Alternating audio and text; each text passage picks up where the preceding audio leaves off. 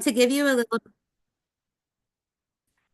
okay, so to give you a little background about selective mutism, it was first diagnosed in or recognized in the 19th century and labeled aphasia voluntaria. For the first century, it was really looked at as a behavioral disorder, and the term elective mutism was what the diagnosis was considered. So people looked at these children as choosing not to speak, and that they had control over this. Research in the 1990s and early 2000s led to the correlation with anxiety being the actual disorder. So it was reclassified as selective mutism in the DSM-4 and as an anxiety disorder in the DSM-5 and the current DSM-5 TR. So it's a pretty rare disorder affecting only 1 to 2% of the population. So that leads me to the point that there is very little research, being that it is a pretty rare diagnosis. It can have severe impacts on children's social and academic functioning. So to be diagnosed with selective mutism, the average child is typical in most settings, but they're going to not speak in certain social situations for at least a month, not counting that first month of school. They also can't have any comorbid speech disorders such as stuttering or lack of understanding of the English language. So children that present with English as a second language when English isn't their primary wouldn't be eligible for this diagnosis. Due to its rarity, many clinicians misdiagnose or diagnose incorrectly children with selective mutism, and that can often lead to delays in treatment, the wrong treatments, and then obviously impacting their social development. So currently, the treatment for children with selective mutism is more on a psychological basis. That includes psychoeducational therapies such as family education, those psychosocial therapies that will address social skills and emotional support to those children, cognitive behavioral therapies such as exposure therapies to help these children overcome their anxiety. And a very popular method, we are very fortunate in Pennsylvania to house Dr. Eliza Chapon Bloom. She started the Smart Center. She's kind of the selective mutism guru, you could say. And she's brought so much attention and knowledge to the subject. She came up with the SCAT approach, which stands for social communication and anxiety treatment. And basically, this is a method that reduces anxiety using cognitive strategies over short periods of time. One of the things that she's famous for is these communicamp settings. They are brief 3 day long weekends, which families will travel all over the United States for, and even international families will come and participate in this communicamp. Children are grouped by their age and receive 3 days of intensive treatment. And at the same time, parents come together and receive a lot of parent education on selective mutism. So to provide you some insight about what living with selective mutism is like, I wanted to share a quick personal narrative with you. A caterpillar forms a chrysalis to protect itself from predators, typically high up in a tree or plant, hiding in isolation. It's fascinating how this simple creature transforms into a magnificent butterfly with beautiful patterns and flight. But first, it must break free from its chrysalis to spread its wings and soar. Similarly, I have my own chrysalis. I have spent most of my life in a small, isolated capsule. Unlike the caterpillar, I struggle to break free from my shell. My parents recall a silly, happy, and smart little girl full of life at home, but incredibly withdrawn, timid, and scared in public. During kindergarten, my teacher expressed concerns about my academic progress. My mom, knowing I was smart, asked if I spoke during the assessments. The answer was no. I wouldn't talk to my teachers or peers. Eventually, they discovered I had a rare anxiety disorder called selective mutism, making it nearly impossible for me to speak in certain social situations. This made it difficult for me to make friends. I spent most of my life feeling excluded and alone, especially during the school year. My voice is a crucial part of me, but I couldn't share my words with others. I desperately wanted to talk to others, but I would freeze, unable to speak. Outside of my comfort zone, anxiety quickly overwhelmed me, causing my heart to pound and a weight to press on my chest whenever I tried to speak. preventing any words from coming out. I had permission to share that personal narrative. Actually, it was written by my daughter, so I just wanted to share like that. That's kind of my why of my research and kind of what prompted my interest. So following COVID, like so many, actually COVID was a dream for someone with selective mutism. That we got rid of that in-person instruction for about a year and a half. There was that virtual platform was introduced. When we did return to school, everyone was told to stay far apart and, try to limit your talking and communication. Individual desks lined up in the cafeteria meant you didn't have to socialize with others. So her junior year of high school, she kind of really, that was the first typical year back. And that really kind of was when she hit rock bottom with her selective mutism, and she was experiencing complete social isolation in the school setting. So her and I actually attended the community camp in March of 2023. And at the same time, I was enrolled in Elizabethtown postdoctorate program, and I was working on my autism certificate and was learning so much about interoception, which is a whole other piece as well. But I just wanted to provide that information kind of to show you my why and my interest in studying this. That community camp was life-changing for both Ella and I. For Ella, it provided her with strategies and a sense of belonging. And for me, I got to start listening to all the training and resources and really look at this from an occupational therapy lens and realize, like, you know what? I bet there's ways I can help children with selective mutism. So it was a great experience for me and one that I'm really excited to share. So as you can tell from Ella's essay, there's a strong correlation with anxiety and selective mutism. In fact, research shows that 80% of children with selective mutism have other anxiety disorders. Most prevalently, we're going to see social anxiety as that common anxiety. And what the research is showing that these children, central nervous systems are under that constant stress. And with that constant stress, they're going to have maladaptive behavioral reactions, causing them to withdraw, to mistakenly avoid safe situations because their brain's going to be giving them signals that they're not safe. They're going to go into that flight or fight or freeze mode, and they'll shut down and socially disengage. So I wanted to share this quote because I feel it's so important as we explore sensory processing and interoception. Only when we feel safe can we engage in social connectedness. So just like anxiety is a interweaving part of selective mutism, I wanted to explore if sensory processing and interoceptive disorders, which are also linked with anxiety, could be playing a role in the selective mutism child. So, as you know, sensory processing disorder kind of involves all the external sensory stimuli that people receive throughout the day. Children that have dysfunction or disorders tend to be over-responsive or under-responsive to that sensory stimuli. Again, research shows that there is a significant correlation between anxiety and sensory processing disorders. So it's really important for us as clinicians and therapists and teachers to understand what areas that children are struggling in so we can help target and guide our interventions and treatment plans.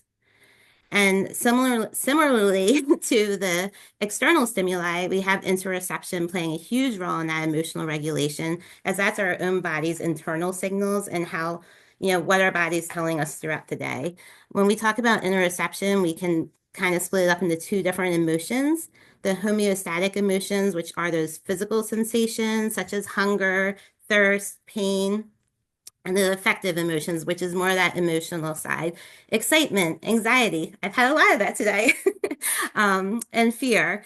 But it's how our body like responds and understands what's happening that really guides our daily activities. So being able to trust in our body and know that these responses are normal really helps people on a general basis. So when someone is experiencing poor interoception and not understanding what those signals are telling them, that's going to lead to increased anxiety and a difficult emotional experience for them. So obviously we see that anxiety is interlaced between all three of these: selective mutism, sensory processing disorder, and interoception. So I feel like it's a good avenue to like explore, with that limited research, if, investigating the correlation of these three disorders would help lead to new treatment avenues and then ultimately improve outcomes for children with selective mutism. So, through an occupational therapy lens again, current treatments for sensory processing disorder and interoception would include that focus on emotional and self-regulation, building interoceptive awareness. Currently, most of the targeted populations that occupational therapists would use these um, interventions for would include children with autism, sensory processing disorder, anxieties, and attention disorders. And there, again, would be a research gap if these interventions would be effective for children with selective mutism. Which leads me to my study. And following approval from the IRB board at Elizabethtown, again, my research focus was on looking at if there was a positive correlation with selective mutism, sensory processing disorder, and interoception.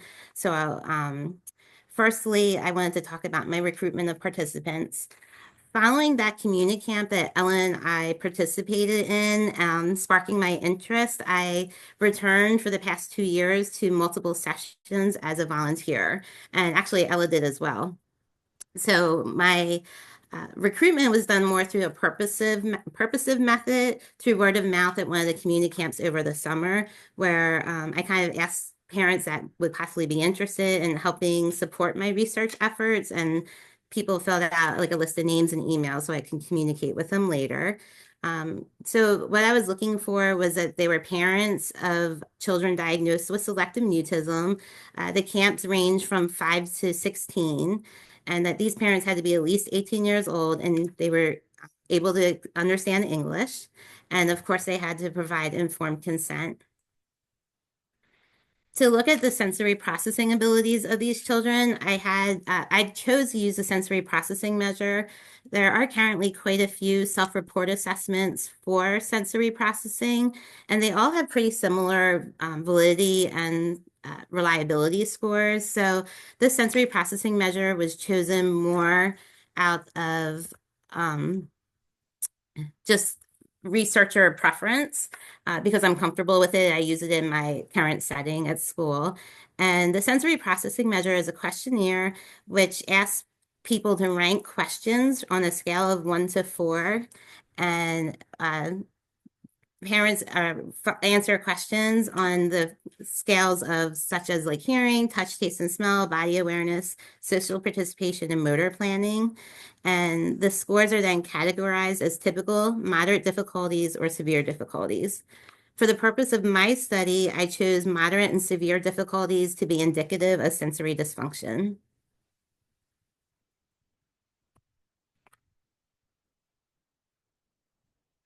Sorry, my computer is assigned to act up again. Here we go. For interoceptive awareness, with the permission of Kelly Mallor, I was able to create a Google form out of her CQIA2. I used all the exact same questions. The questions assessed, there was about 73 total questions, and they assessed both those homeostatic emotions, such as hunger, fullness, thirst, toileting, etc., and those affective emotions of excitement, overwhelmed, anxiety, and comfort. And similarly to the sensory processing measure, they use the Likert scale, and a response of 1 would be never, and a response of 5 would be always. All the raw scores were combined, and I looked at the overall score, and then I split it up into the homeostatic and affective scores to look at the results. And higher scores were indicative of greater difficulties in interoceptive awareness. So out of the parents that agreed to participate, I had 6 parents return the informed consents and complete CQIA2s and SPM2 completed scales for me. Of the 6 participants, we had 3 younger children and then 3 more in adolescence, so 5 through 16. 5 of them were females, and I only had 1 male, parent of a male. So first I wanted to discuss the CQIA2 results. And when you look at my pie chart here, you'll see the blue half section of the pie. This is pretty indicative of very strong interoceptive awareness. So when we look at the overall score, we see that 50% of the time there's pretty strong awareness overall for interoception. And when we look over at the left side of the pie, we see about 30% of the time there is a struggle of at least one out of the two times these parents couldn't tell what was happening or what their child needed. So that, is a pretty good amount of challenges that we see overall. But what I wanted to do was break it down into that homeostatic and effective. So first, we're going to go through the homeostatic emotions. And as you can see, there's a pretty strong interoceptive awareness happening with children that are experiencing those physical sensations. So like they know when they're hungry, typically they know, when they're in pain. And in about, you'll see here, a little bit more than 25% of the time, there is that 50% more struggle with their emotions. But then when we look at the affective emotions, this was really eye-opening to me. This blue wedge here of only 20% says that they can identify that emotion. And then 50% about struggle with that emotion 50% of the time or more. So that's a lot of strong results that these children are really struggling with that emotional regulation and understanding what they are feeling and experiencing. So I'm just going to move my friends here. So what does this mean basically? So we're definitely seeing a greater difficulty with emotional cues than physical cues. And there's a lot of research supporting that children with poor interoceptive accuracy struggle to label and regulate their affective states, which leads to that increased emotional dysregulation. And that increased emotional dysregulation is going to exacerbate those symptoms of selective mutism, creating more overwhelmed emotions and then avoidance behaviors and unwillingness to engage with others. So there's going to be that feedback loop of those misinterpretation of the signals that heighten the anxiety. And then when we look at the sensory processing measure results, when you look at my graph here, the y-axis is the T-scores from all the participants. The colored bars show each of the individual participants' results in each area. And the x-axis here has all the different sensory modalities listed. So I highlighted the yellow here so you could see this is the typical range for sensory processing. And again, this was a little surprising for me, but it was such a small sample. You can see that there are a few outliers that experience moderate to severe, um, outliers here. But when we come over to the right of the chart, we see that motor planning or praxis and that social participation, there was a great majority of these participants that exhibited moderate to severe difficulties. So looking at that, 66% of the participants showed moderate motor planning difficulties, and only 2 showed typical social responses and social participation. So, and social participation requires both sensory regulation and motor planning. Sensory overload in social situations can lead to withdrawal and isolation, which then can contribute to reduced verbal and nonverbal communication. So there's a lot of research out there about parent communication disorders being linked to motor planning, and children with selective mutism or social anxiety disorders are much more anxious than our clinical peers. So they're going to have difficulty making friends. So what does all this information mean?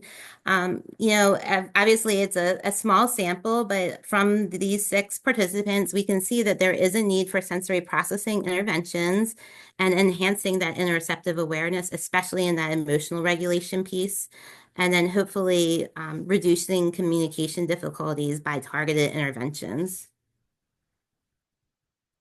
So some of the study limitations I concluded were obviously the small sample size. A big one would be that parent-reported data. So this was completely, all this information was based on parent perspective, and obviously there's potential for bias there. And sensory processing and interoception are both very individualized experiences for people.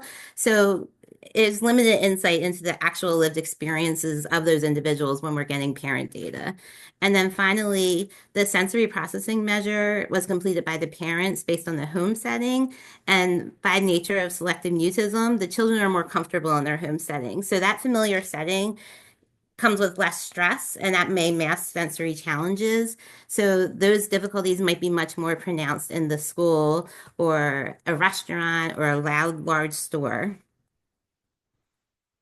So what's the future direction that all this information can take us? I do feel that there is a link between selective mutism and that connections to anxiety, sensory processing, and interoception. And obviously we could utilize more research in these areas to help make more connections and to enhance intervention strategies.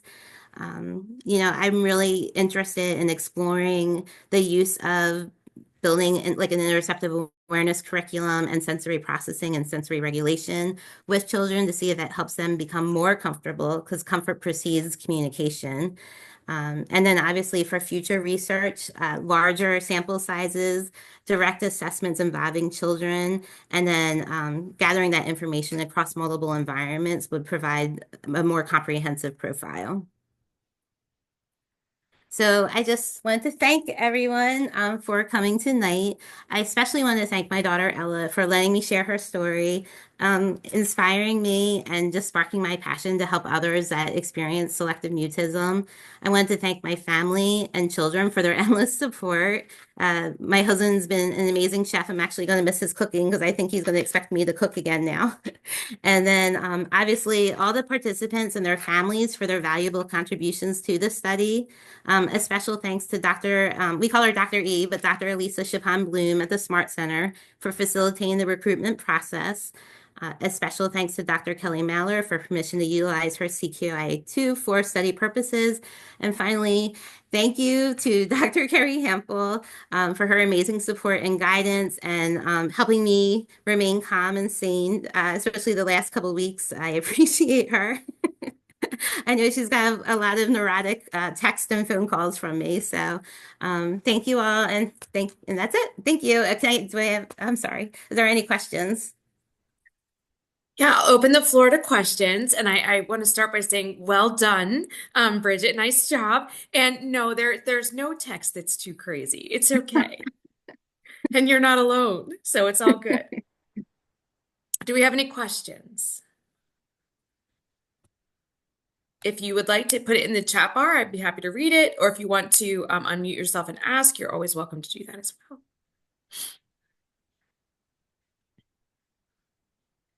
I have a question. I always have questions. I know, we count on it. Thank you, Brigid, for sharing. I thought that was quite impressive and new for me, so I really did learn a lot. I'm leaving this open to you if you want to share it or if it's too personal not to share it. But when you think about your own lived experience, Ella's, do you see that interoceptive sensory processing challenge as well as a parent? 100%. That was actually one of the things. So my Ella the poor thing was a test subject through the autism certification and the trauma informed certification because I felt like it was helping her. She definitely has a sensory processing disorder. What I was not aware of was the connection to interoception awareness. Full disclosure, until the course during my autism certificate, I had never heard of the term before, which makes me sound like a terrible therapist. But it was so eye-opening and I learned so much. And I use so many of those strategies with Ella to talk about like how we feel in certain situations, and to kind of like bring light and attention to that information. And it's actually helped us both tremendously. So, I think I also was struggling with it. And I've made a lot of transformations personally over this past year with like rechanneling those feelings instead of eating all the time. I've been rechanneling to walking or meditation and stress management. And it's been life-changing for me. And Ella is off 5 hours across the state and is enrolled in a doctorate program for pharmacy and just thriving. So couldn't be happier. Thank you for sharing that. Yeah. I just have to share something. I work in an elementary school with a language-based learning support classroom, and that connection with the interoception and the sensory processing disorder is not something that you typically think of with students who have like the language-based learning disorders or things like that. So that was a nice connection, and thank you for sharing that. Great, thank you. We have 2 more minutes if there's any other questions. And my I will- apologies about all those technical delays in the beginning. They're fine. So when Brigid first started talking about the idea of selective mutism and interoception and sensory processing disorder, the idea of looking at those was new to me as well. But as soon as we started talking about them, of course, it makes perfect sense.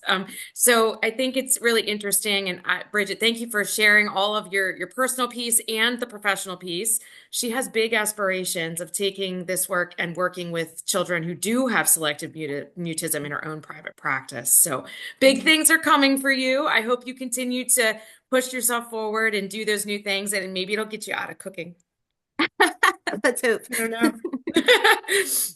So thank you, Brigid. If there's any other questions, you can pop them in, but we're going to go ahead and start to move over to Suzanne. Great, thank you. All right. So first thing